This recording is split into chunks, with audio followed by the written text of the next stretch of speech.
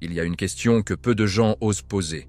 Une question qui, si tu la poses à 100 musulmans dans la rue, 90 d'entre eux baisseront les yeux et admettront qu'ils ne savent pas répondre. Pourtant, cette question touche à l'une des histoires les plus bouleversantes, les plus douloureuses, les plus lumineuses de toute l'histoire de l'islam. La voici. Qui était vraiment Amina bint Wahb, la femme qui porta dans son ventre le plus grand des êtres humains qui ait jamais foulé cette terre? Nous connaissons les batailles. Nous connaissons les révélations. Nous connaissons les compagnons, les victoires, les épreuves du prophète Muhammad. Mais la femme qui lui donna la vie, la femme qui entendit en rêve les voix du ciel avant même que son fils soit né, la femme qui mourut seule sur une route poussiéreuse entre deux villes, le laissant orphelin à l'âge de 6 ans seulement, cette femme, on en parle à peine. Et si je te disais que son histoire contient des signes et des mystères que la plupart des gens n'ont jamais entendus? Et si je te disais que sa vie, depuis sa nuit de noces jusqu'à son dernier souffle, est traversée par une lumière surnaturelle que les savants de l'islam ont transmise de génération en génération? Reste avec moi. Ce que tu vas entendre va changer la façon dont tu regardes le berceau de l'islam.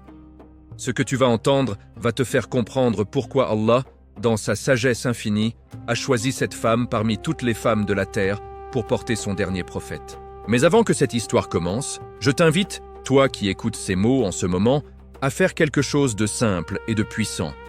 Si ce récit t'a déjà touché avant même qu'il commence, imagine ce que tu ressentiras à la fin. Abonne-toi à cette chaîne, partage cette vidéo avec quelqu'un que tu aimes, quelqu'un qui a besoin d'entendre cette histoire. Chaque partage est une sadaqa jariya, une aumône continue. Et maintenant, ferme les yeux une seconde. Transporte-toi dans le désert d'Arabie, dans la chaleur sèche de la Mecque, dans le temps où les étoiles étaient les seules lampes de la nuit. Nous sommes au 5e siècle après Jésus-Christ. Et une histoire est sur le point de commencer. Pour comprendre Amina, il faut d'abord comprendre le monde dans lequel elle est née. Un monde que le Coran lui-même a nommé la Jahiliya, l'ère de l'ignorance. Non pas l'ignorance au sens d'analphabétisme, mais l'ignorance au sens spirituel, le plus profond. Un monde où les hommes enterrèrent leurs filles vivantes. Un monde où les idoles de pierre recevaient des offrandes de sang. Un monde où les tribus s'entretuaient pendant des décennies pour une querelle née d'une course de chameaux. C'est dans ce monde-là qu'Amina bint Wahb a ouvert les yeux pour la première fois. Elle est née dans la tribu de Zuhra, une des branches nobles de Quraysh, la tribu qui gardait la Kaaba depuis des générations. Son père, Wahb ibn Abd Manaf, était considéré parmi les siens comme un homme de rang et de sagesse. Sa mère, Bara bint Abd al-Uzza, venait elle aussi d'une lignée respectée. Amina grandissait donc dans l'aristocratie mécoise, avec tout ce que cela impliquait de fierté tribale, de code d'honneur et de responsabilité sociale. Mais au milieu de tout ce tumulte humain, quelque chose en elle était différent. Les chroniques anciennes rapportent qu'Amina était connue, bien avant son mariage, pour sa douceur, sa retenue et une certaine sérénité intérieure qui frappait ceux qui l'approchaient, comme si, sans le savoir, elle se préparait à quelque chose de plus grand qu'elle-même. La Mecque, en ce temps-là, était à la fois un carrefour commercial et un centre religieux. Des caravanes de tout le Proche-Orient s'y croisaient. Des marchands yéménites, syriens, abyssins et perses y apportaient leurs marchandises et leurs nouvelles. Et au centre de tout, il y avait la Kaaba, cette maison cubique que la tradition islamique attribue à Ibrahim et à son fils Ismaïl, la maison que les siècles avaient retransformée en panthéon de 360 idoles. Pourtant, même au cœur de cette idolâtrie, il existait des âmes qui refusaient de plier le genou devant des pierres taillées par des mains humaines. Ces âmes s'appelaient les Hunafa, les chercheurs de vérité. Et parmi eux se trouvait une figure dont le destin allait croiser celui d'Amina d'une façon que personne, dans toute la Mecque, n'avait pu prévoir. Son nom était Abdullah ibn Abd al-Muttalib, fils du chef du clan des Hashim, petit-fils de Hashim lui-même, l'ancêtre dont le nom allait traverser les siècles. Abdullah était, selon toutes les descriptions que les chroniqueurs nous ont laissées, d'une beauté et d'une noblesse qui frappèrent les esprits. Un homme jeune, droit, d'une intégrité rare dans ce temps-là. Et au front d'Abdullah brillait quelque chose que les traditions décrivent comme un nur, une lumière. Une lumière particulière, presque surnaturelle, que les anciens reconnaissaient comme le signe des âmes prophétiques, transmis de génération en génération, de prophète en prophète, jusqu'à ce qu'elle atteigne sa destination finale. Cette lumière, nous devons nous arrêter un instant pour en parler, car elle est au cœur du mystère d'Amina.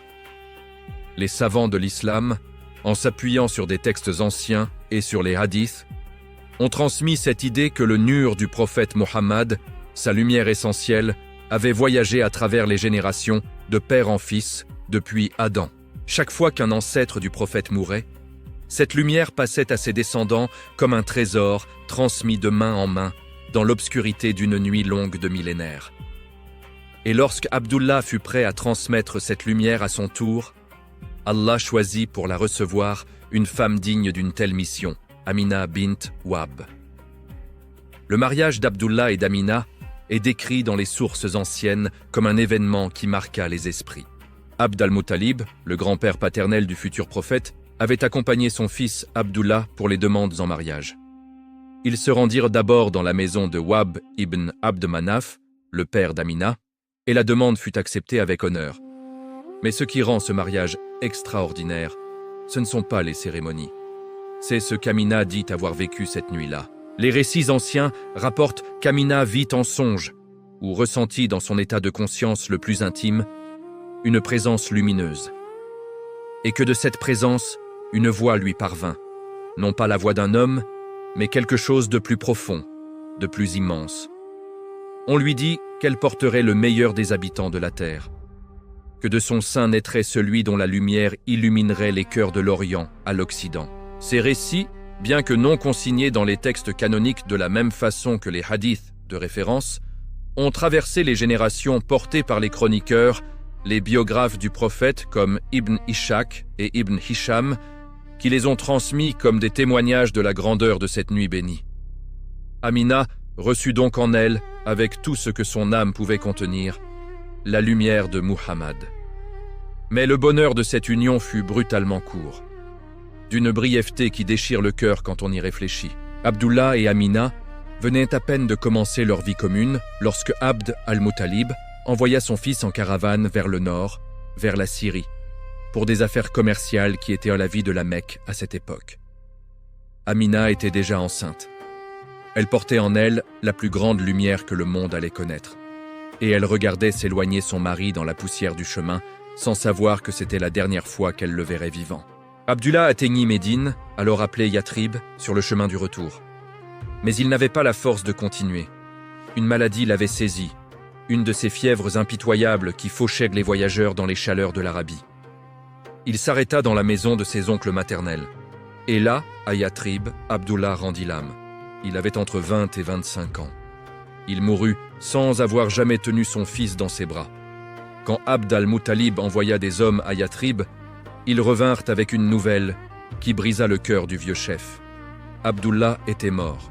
Et à la Mecque, Amina était seule avec son ventre lourd de promesses. Amina, pendant toute sa grossesse, dit n'avoir ressenti aucune des lourdeurs et des douleurs habituelles.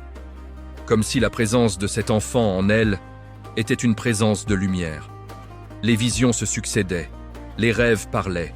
Les traditions rapportent qu'Amina entendit en rêve qu'elle devait nommer son enfant Ahmad, et que lors de sa naissance, une lumière jaillit d'elle et éclaira les palais de la Syrie lointaine.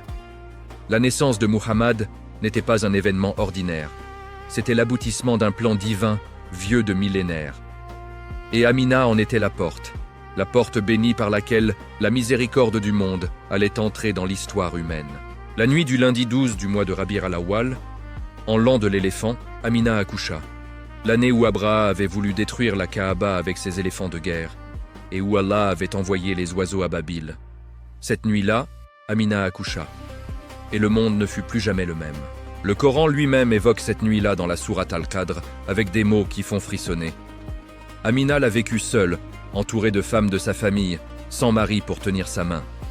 Abd al-Muttalib, le grand-père, reçut la nouvelle de la naissance du garçon avec une émotion immense. Il vint voir le nourrisson, le prit dans ses bras et entra dans la Kaaba pour remercier Allah. Il nomma l'enfant Muhammad, un nom inhabituel qui veut dire « le très loué », le très glorifié. Il espérait que cet enfant serait loué sur la terre et dans les cieux. Amina, elle, regarda son fils. Ce petit être qui avait voyagé depuis les profondeurs du mystère divin. Elle dit qu'elle n'avait jamais vu un nourrisson aussi apaisé, aussi lumineux, aussi présent. La coutume des Arabes de la Mecque était d'envoyer leurs nourrissons dans les tribus bédouines du désert, pour qu'ils soient allaités et élevés dans la pureté de l'air libre, loin des maladies des villes. L'enfant élevé dans le désert apprenait la langue pure et développait une robustesse physique. C'est ainsi qu'Amina confia son fils à une femme de la tribu des Banu Saad, Halima bint Abi Douaib, connue sous le nom de Halima as-Saadiyya. Halima et les nourrices de sa tribu étaient venues à la Mecque pour trouver des nourrissons à élever. Mais cette année-là, la saison avait été mauvaise. La sécheresse avait frappé les tribus du désert. Les femmes arrivaient à la Mecque avec des seins presque vides et des cœurs inquiets. Les chroniqueurs racontent qu'Halima hésita d'abord à prendre Muhammad. Il était orphelin de père.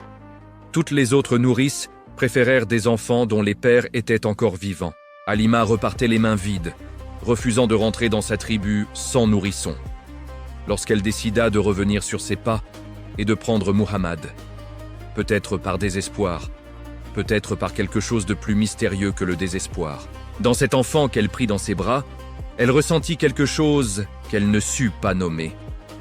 Ce qu'Halima raconta, c'est que dès le moment où elle prit Muhammad, les bénédictions commencèrent à pleuvoir. Sa chamelle, qui avait à peine du lait, en produisit soudain en abondance. Son âne, qui peinait sur la route, retrouva une vigueur qui surprit les voyageurs. Ses brebis, décharnées par la sécheresse, commencèrent à paître et à donner du lait, comme si la présence de cet enfant était une présence de baraka, une bénédiction divine. Amina, pendant ce temps, restait à la Mecque, seule avec sa peine et ses souvenirs d'Abdullah, seule avec cette maison vide de l'enfant qu'elle avait confié au désert. La coutume voulait que la nourrice garde l'enfant 2 ans, parfois plus. Et pendant ces 2 ans, Amina attendait. Elle attendait les nouvelles qui arrivaient parfois de la tribu des Banu Saad. Elle attendait le retour de son fils. Et elle ne savait pas encore que cet enfant, sa chair et son sang, allaient traverser des événements qui la dépassaient infiniment. Car c'est dans le désert, pendant les années passées chez Halima, que l'événement le plus mystérieux de la vie du prophète Muhammad avant la prophétie eut lieu. Cet événement que les savants appellent Shaq as-Sadr, l'ouverture de la poitrine. Les sources les plus fiables décrivent comment, alors que Muhammad était encore un jeune enfant jouant avec ses frères de lait dans les champs, l'ange Jibril apparut. Il ouvrit la poitrine de l'enfant, en sortit son cœur, en retira ce que les textes décrivent comme une part de Shaitan, et le lava dans de l'eau de Zamzam, contenue dans un bassin d'or. Puis, il remit tout en place, et l'enfant se trouva debout, le teint pâli, les frères de lait terrifiés autour de lui. Halima, alertée par les enfants qui criaient, accourut et trouva Muhammad debout, le visage blanc comme s'il revenait d'un voyage que les yeux humains ne peuvent pas voir. Elle décida alors, après cet événement, de ramener l'enfant à sa mère à la Mecque. Les craintes de la nourrice étaient compréhensibles. Elle ne voulait pas que quelque chose arrive à cet enfant sous sa garde. Et quand elle ramena Muhammad à Amina et lui raconta ce qui s'était passé, Amina écouta en silence. Puis, selon ce que rapportent certains chroniqueurs, elle dit à Halima « Ne crains pas pour mon fils, car depuis avant même sa naissance, j'ai vu et entendu des choses sur lui que je ne peux pas toutes raconter. » Muhammad revint donc dans les bras de sa mère. Il avait peut-être 3 ans, peut-être 4. Il y a des divergences entre les savants sur la durée exacte de son séjour chez Halima. Mais ce qui est certain, c'est qu'il retrouva Amina et qu'ils vécurent ensemble à la Mecque pendant quelques années. Ces années précieuses, ces années que nous connaissons si peu. Ces années où une mère et son fils partagèrent la même maison, les mêmes repas, les mêmes nuits étoilées de la Mecque. Que se disait-il? Comment Amina parlait-elle à son fils? Est-ce qu'elle lui racontait son père Abdullah, mort avant sa naissance? Est-ce qu'elle lui décrivait ce jeune homme beau et droit dont le front brillait d'une lumière que tout le monde voyait? Est-ce qu'elle lui apprenait des prières, des formules, des sagesses héritées des Hunafa, de ces chercheurs de vérité qui refusaient l'idolâtrie sans avoir encore reçu la révélation complète? Nous ne le savons pas avec certitude. Mais nous savons une chose que le Coran lui-même confirme. Muhammad aimait sa mère. Et cette mère l'avait aimé avec toute l'intensité d'une femme qui n'avait plus qu'un seul être au monde auquel s'attacher. Ce fut pendant ces années à la Mecque qu'Abd al-Muttalib, le grand-père, prit une place particulière dans la vie du jeune Muhammad. Ce vieillard puissant et respecté s'attacha à son petit-fils orphelin d'une façon qui étonnait tout le monde. On dit qu'il faisait étendre un matelas pour lui à l'ombre de la Kaaba et que Muhammad était le seul enfant autorisé à s'y asseoir et même à s'y coucher. Quand les autres enfants tentèrent d'y monter, les oncles les écartaient. Mais quand Muhammad venait, Abd al-Muttalib, souriant, le prenait dans ses bras et le faisait asseoir près de lui. Il y avait en lui, disait-il, quelque chose de grand que lui-même ne comprenait pas totalement, mais qu'il pressentait avec toute l'acuité d'un vieillard qui a traversé longtemps la vie. C'est dans ce contexte qu'Amina prit une décision qui allait être la dernière grande décision de sa vie. Elle décida d'emmener Muhammad à Yathrib, à Médine, pour lui montrer la tombe de son père, pour que l'enfant sache d'où il venait, pour qu'il puisse se recueillir, à sa façon d'enfant, sur la terre sous laquelle reposait Abdullah ibn Abd al-Muttalib.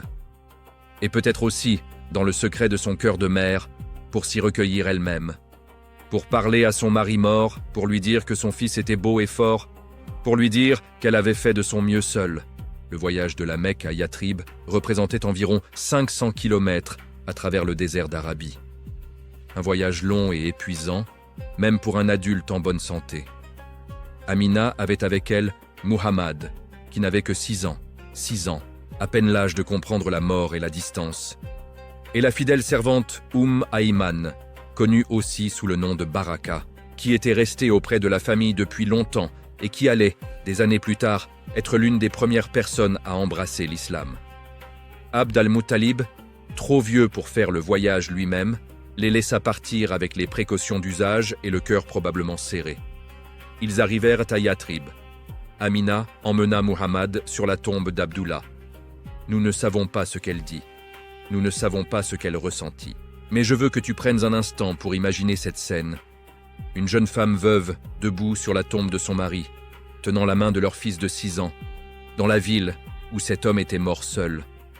La poussière de Yathrib sous leurs pieds, le soleil d'Arabie au-dessus de leur tête, et entre ces deux êtres, cette mère et ce fils, le poids silencieux d'une absence qui ne les avait jamais quittés. Amina et les siens restèrent environ 1 mois à Yathrib. Elle avait de la famille dans cette ville, ses oncles maternels des Banu Adi ibn al-Najjar, les mêmes qui avaient accueilli Abdullah en ces derniers jours. Elle rendit visite à ses proches, partagea leurs repas, dormit sous leur toit. Et Muhammad, ce petit garçon silencieux et attentif, observait tout, absorbait tout, avec ses yeux qui, selon ceux qui l'ont connu, regardèrent le monde comme s'ils y cherchaient quelque chose que la plupart des gens ne voyaient pas. Puis vint le moment du retour. Et c'est sur ce chemin du retour, entre Yathrib et la Mecque, que le destin frappa Amina avec toute sa brutalité. Elle tomba malade. Une fièvre, probablement. Une de ces fièvres violentes qui pouvaient tuer un homme ou une femme en quelques jours dans le désert d'Arabie. La caravane s'arrêta dans un endroit appelé Al-Abwa, un petit village entre les deux cités, une halte de caravaniers sur la route poussiéreuse. Et là, sur cette terre entre deux destinations, ni vraiment à la Mecque ni encore à Yathrib, Amina bint Wahb s'allongea et ne put plus se relever. Ayman était là. Elle veillait, et Muhammad était là, ce petit garçon de 6 ans qui ne comprenait pas encore totalement ce qui se passait mais qui voyait sa mère allongée, pâle, les yeux parfois fermés, parfois ouverts sur un ciel qu'elle seule voyait. Les chroniqueurs rapportent qu'Amina, dans ses derniers moments, parla à son fils, qu'elle lui dit des choses qu'un enfant de 6 ans pouvait entendre sans toutes les comprendre, mais des choses que cet enfant ne devait jamais oublier. Ibn Ishaq rapporte qu'Amina, sentant la mort approcher, se tourna vers Muhammad et lui dit en vers, car les Arabes de cette époque, dans les moments les plus intenses de leur vie, s'exprimaient en vers, comme si la poésie était le seul langage assez grand pour contenir les vérités du cœur. Chaque vivant va vers la mort. Chaque chose ancienne disparaît. Et je pars vers un destin que rien ne peut repousser. Elle lui dit qu'elle l'avait laissé entre les mains d'Allah, qu'Allah protégerait ce qu'il avait confié à la garde de son serviteur, et que si elle avait pu, elle aurait voulu rester pour le voir grandir. mais que le décret d'Allah est toujours juste, même quand il déchire le cœur. Puis Amina ferma les yeux pour la dernière fois et ne les rouvrit plus. Elle fut enterrée à Al-Abwa. Sa tombe était là, dans ce sol du Hijaz, entre la Mecque et Médine. Et son fils de 6 ans, son Muhammad, fut ramené à la Mecque par la fidèle Ayman. Les yeux rouges de larmes qu'un enfant de cet âge verse pour une mère qu'il ne reverra plus jamais. Abd al-Muttalib, lorsqu'il vit revenir la caravane sans Amina, comprit. Il prit Muhammad dans ses bras, et l'enfant qui allait un jour être le sceau des prophètes, le messager d'Allah à l'humanité entière, pleura dans les bras de son grand-père comme pleure tout enfant de 6 ans qui vient de perdre sa mère. Il y a une scène dans la vie du prophète Muhammad qui est rapportée dans le Sahih de Muslim. Une scène qui se passe des décennies plus tard, lors d'un voyage que le prophète faisait avec ses compagnons. Il passait par la région d'Al-Abwa. Et le prophète s'arrêta. Il demanda à Allah la permission de visiter la tombe de sa mère. Allah lui accorda cette permission. Et le prophète Muhammad, le prophète qui avait converti des millions d'âmes, qui avait vaincu des armées, qui avait reçu la révélation la plus sublime que la terre ait jamais portée, ce prophète se prosterna sur la tombe de sa mère et pleura. Il pleura avec tant d'intensité que ses larmes coulèrent sur le sol poussiéreux d'Al-Abwa. Et les compagnons qui l'entouraient, voyant leur prophète pleurer ainsi, pleurèrent eux aussi, sans savoir exactement pourquoi. Juste parce que ses larmes étaient les leurs. Quand il se releva, il se tourna vers eux et dit « J'ai demandé à mon Seigneur la permission de demander pardon pour ma mère, et il ne me l'a pas accordé. Et j'ai demandé la permission de visiter sa tombe, et il me l'a accordée. Visitez donc les tombes, car elles vous rappellent la mort. » Ce hadith est douloureux à entendre. Il est douloureux parce qu'il nous place face à une réalité théologique que les savants de l'islam ont longuement et minutieusement discutée. Amina est morte avant la révélation de l'islam. Elle est morte dans la Jahiliya, dans ce temps d'ignorance qui précédait la prophétie. Et selon les règles de la théologie islamique, les gens de la Jahiliya, qui n'ont pas reçu le message, ne peuvent pas être jugés de la même façon que ceux qui l'ont reçu et l'ont rejeté. La question de leur sort dans l'au-delà appartient entièrement à Allah, le juste, le clément, le miséricordieux. Et aucun être humain n'a le droit de prétendre y répondre avec certitude. Les savants comme Ibn Taymiyyah, Ibn Kathir et d'autres ont longuement discuté de ce que les théologiens appellent les al-fatra, les gens de l'interrègne, ceux qui ont vécu entre 2 prophètes, ceux qui n'ont pas reçu un message clair et sans altération. Et la majorité d'entre eux s'accordent à dire que ces personnes seront jugées selon leur degré d'accès à la vérité et selon la façon dont elles ont répondu à leur fitra, cette disposition naturelle à reconnaître le divin, que Allah a déposée dans chaque âme humaine. Amina était une femme de la Jahiliya, mais Amina était aussi une femme dont le prophète lui-même pleurait la tombe, une femme dont le ventre avait porté la plus grande lumière de l'histoire humaine, une femme que le ciel avait choisie, pas n'importe quelle femme, mais elle, Amina bint Wahb, de la tribu de Zoura, de la Mecque, dans cette Arabie de feu et de sable. Et le jugement de son âme appartient à Allah seul, à Allah le Tout-Puissant, à Allah le Très Clément, à Allah qui connaît ce que les cœurs cachent et ce que les siècles oublient. Mais voilà ce que l'histoire d'Amina nous enseigne, et c'est là que je veux que tu t'arrêtes avec moi pour un instant. Elle nous enseigne quelque chose sur la façon dont Allah prépare ses plans. Car Allah n'envoie pas un prophète au hasard. Allah ne choisit pas une mère au hasard. Avant Muhammad, il y a eu Ibrahim. Avant Ibrahim, il y a eu Noé. Avant Noé, il y a eu Idriss. Et avant eux tous, il y a eu Adam. Allah a tissé depuis le commencement des temps un fil d'or invisible qui traverse l'histoire humaine et qui relie chaque prophète au suivant, chaque mère au fils qu'elle allait porter, chaque sacrifice à la gloire qui en naîtrait. Amina n'a pas vécu pour voir la prophétie de son fils. Elle n'a pas entendu les premiers versets du Coran récités à la grotte de Hira. Elle n'a pas vu sa communauté se former et grandir. Elle n'a pas entendu l'adhan résonner dans les rues de Médine. Elle n'a pas vu les délégations de toute l'Arabie venir jurer fidélité au prophète. Elle est morte dans la poussière d'Al-Abwa quand son fils avait 6 ans. Et pourtant, et c'est là que le mystère s'épaissit jusqu'à toucher le sacré, sans Amina, il n'y a pas de Muhammad. Sans ce ventre, sans ses bras, sans ces larmes de mer qui ont dû couler dans l'obscurité des nuits de la Mecque, la lumière n'aurait pas eu de porte pour entrer dans ce monde. Le Coran dit dans la sourate Ash-Shams, et par l'âme, et celui qui l'a harmonieusement façonné. Il lui a alors inspiré son immoralité et sa piété. Wa nafsin wa ma sawaha, fa alhamaha fujuraha wa taqwaha. Chaque âme a été façonnée avec soin. Chaque âme a reçu, dans sa constitution même, à la fois la capacité de s'élever et la capacité de se perdre. Et l'histoire d'Amina nous rappelle que certaines âmes sont façonnées pour des rôles que nous ne pouvons pas mesurer avec nos critères humains trop étroits. Elle nous rappelle aussi quelque chose d'extraordinairement humain, que la sainteté ne ressemble pas toujours à ce que nous imaginons. Amina n'était pas une reine. Amina n'était pas une savante.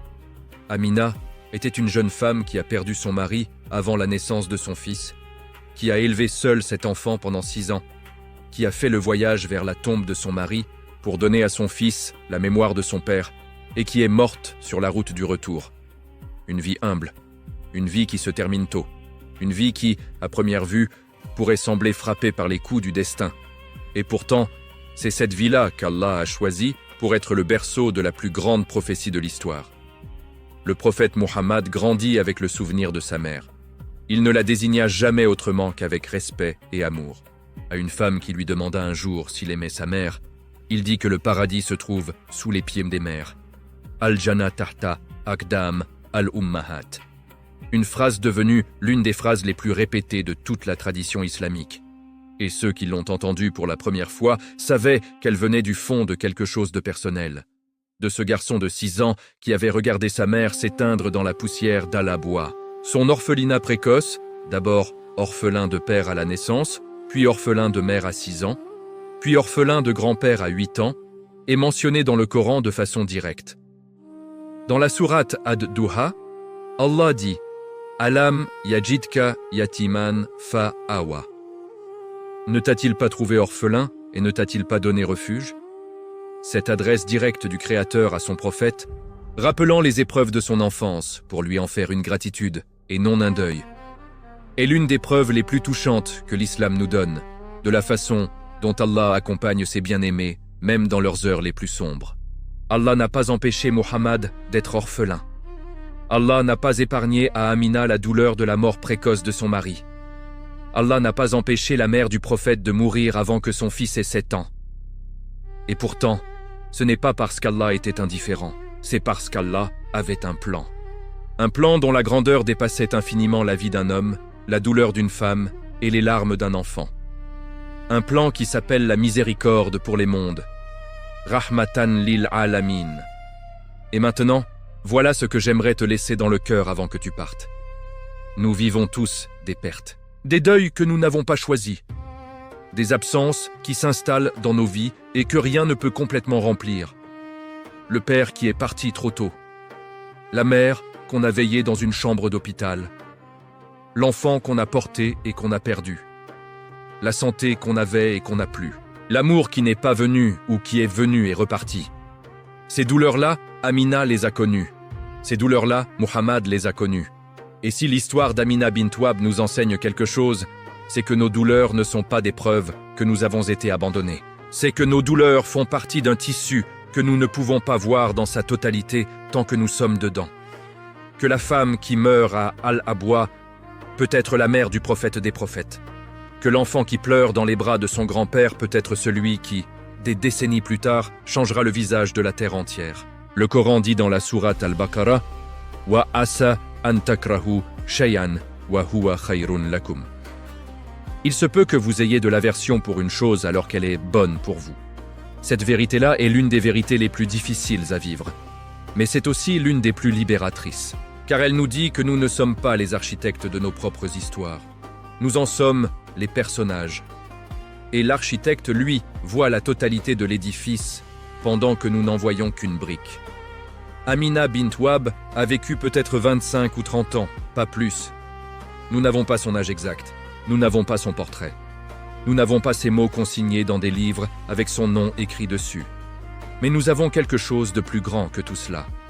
Nous avons le fait qu'Allah l'a choisie. Parmi toutes les femmes de toute l'Arabie, de tout le monde. Parmi toutes les femmes qui vivaient en ce siècle. Il a choisi celle-là, et ce choix, en lui-même, est un témoignage plus éloquent que toute biographie. Avant de terminer, je veux te partager une pensée que j'ai depuis longtemps, à chaque fois que tu récites la Fatiha. Cette première sourate du Coran, celle que tu récites dans chaque unité de ta prière, chaque jour de ta vie. Tu dis « Bismillahir-Rahmanir-Rahim ». Au nom d'Allah, le tout miséricordieux, le très miséricordieux.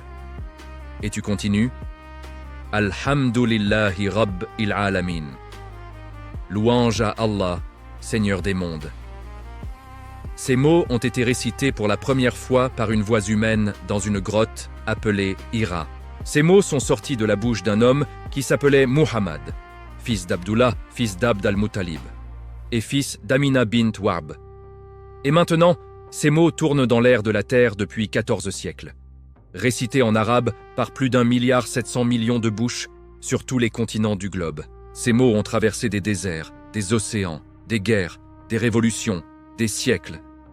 Et chaque fois qu'ils sont prononcés, quelque part dans la chaîne de cette transmission, il y a Amina, la femme qui a porté la bouche qui les a dit la première fois. Alors la prochaine fois que tu réciteras la Fatiha, pense une seconde à elle, à cette femme de la Mecque, à cette mère oubliée, à cette âme que le ciel a choisie et que les hommes ont souvent négligée. Pense à elle avec respect, pense à elle avec gratitude, car sans elle, sans cette vie humble, courte et lumineuse, le monde serait différent d'une façon que nous ne pouvons même pas commencer à imaginer. Amina bint Wahb, la mère du sceau des prophètes, la femme qui porta la lumière des mondes. Que sa mémoire soit honorée aussi longtemps que l'islam vivra dans les cœurs, et que chacun de nous, en regardant sa propre mère, vivante ou disparue, se souvienne que derrière chaque grande âme, il y a toujours une femme qui a choisi de tout donner pour qu'elle puisse naître. Allahumma salli ala Muhammadin wa ala ali Muhammad. Kama sallaita ala Ibrahima wa ala ali Ibrahim, innaka hamidun majid. Ô Allah, répands tes bénédictions sur Muhammad et sur la famille de Muhammad, comme tu as répandu tes bénédictions sur Ibrahim. Et sur la famille d'Ibrahim, tu es certes le digne de louange, le glorieux. Si cette histoire t'a touché, si elle t'a rappelé ta propre mère, si elle a fait naître en toi une larme, une pensée, une prière, alors partage-la. Partage-la avec quelqu'un qui en a besoin ce soir, avec un parent, avec un frère, avec un ami qui traverse une épreuve et qui a besoin de savoir qu'Allah ne laisse jamais tomber ceux qu'il a choisis. Et abonne-toi à cette chaîne pour que nous puissions continuer ensemble à raconter les histoires que personne ne raconte. Les histoires qui ont changé le monde. Les histoires qui commencent dans le silence et se terminent dans l'éternité. Jazakum Allahu khayran.